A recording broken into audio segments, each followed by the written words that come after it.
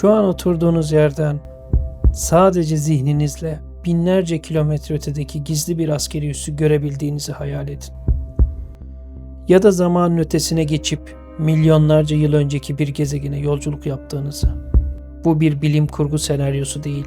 CIA'in 20 yıl boyunca üzerinde çalıştığı resmi bir proje, Stargate. Bugün tozlu raflardan indirilen gizli belgelerle ordunun psişik casuslar yetiştirdiği o karanlık dünyaya giriyoruz. Her şey 1970'lerin başında başladı. Soğuk Savaş sadece füzelerle değil, zihin güçleriyle de yürütülüyordu. Amerikalılar, Rusların zihin kontrolü ve duyu dışı algılama üzerine yıllık 60 milyon ruble yatırım yaptığını öğrendi. CIA içinde büyük bir korku yayıldı. Ya Ruslar sadece zihinlerini kullanarak bizim nükleer kodlarımızı çalabiliyorlarsa? İşte bu korku, Pentagon ve Stanford Araştırma Enstitüsü işbirliğiyle milyonlarca dolarlık devasa bir deneyi başlattı.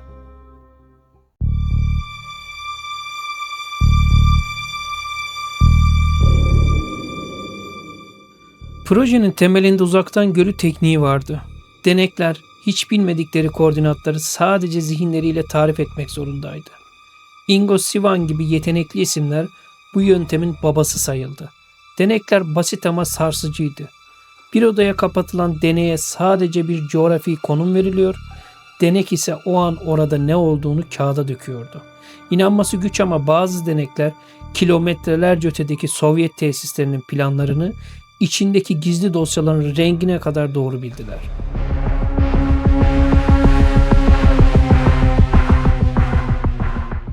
CIA'in kayıtlarına göre en ilginç vakalardan biri Pat Price olayıydı.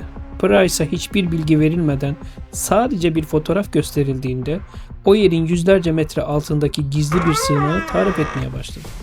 Odaların içindeki dolapların kilit şifrelerine kadar her şeyi tek tek saydı.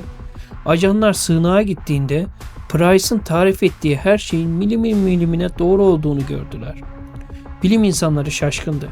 Bir insan beyni fiziksel duvarları nasıl bu kadar net aşabiliyordu?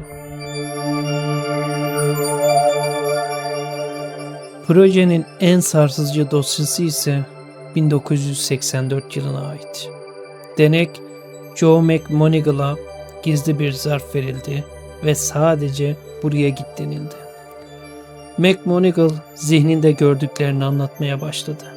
Devasa piramitler, çok uzun boylu, tuhaf varlıklar ve ölmekte olan bir medeniyet. Zarf açıldığında koordinatların Mars olduğu ortaya çıktı. Ama daha da garibi şuydu. Deneye özellikle 1 milyon yıl öncesine bakması komutu verilmişti. Adam tarihin derinliklerindeki bir Mars'ı tarif ediyordu.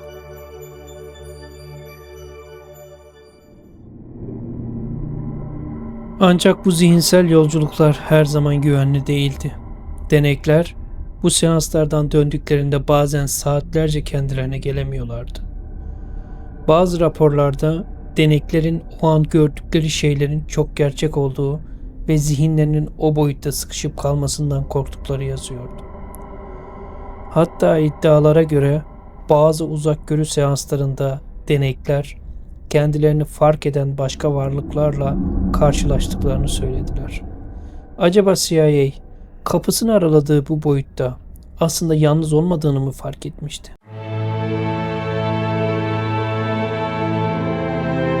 ...1995 yılında proje yetersiz veri gerekçesiyle resmi olarak kapandı.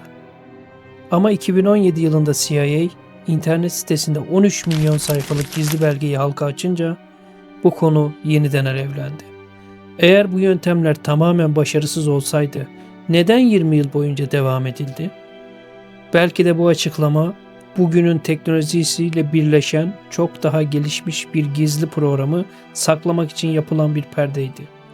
Belki de bu gerçek o siyah kalemle çizilmiş dosyaların arasındadır. Sizce insan zihni bir zaman makinesi olabilir mi? Yorumlarda bu gizemi birlikte tartışalım.